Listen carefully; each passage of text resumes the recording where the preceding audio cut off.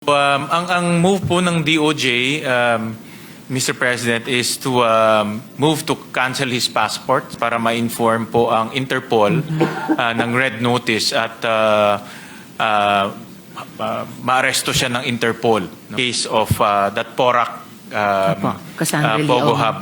So doon po sa And mga Harry Roque. other personalities other than Harry Roque, tuloy-tuloy po yung kaso.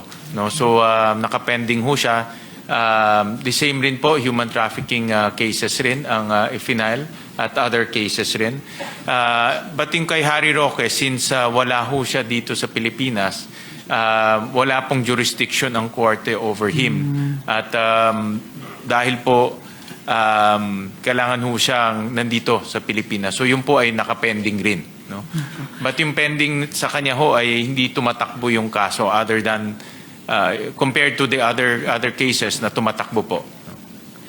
May nakikita po bang solusyon, Mr. Chair? Paano i-remedy yung sitwasyon ng gobyerno kaugnay ni Harry Roque para namang pagbibigay respeto sa mga proseso natin, Mr. Chair?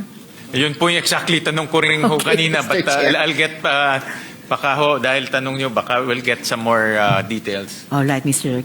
Chair.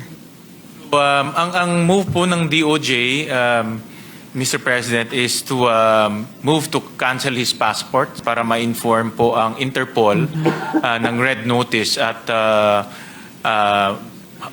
maaresto siya ng Interpol. No? Dito po papasok yung ating relasyon between the different international agencies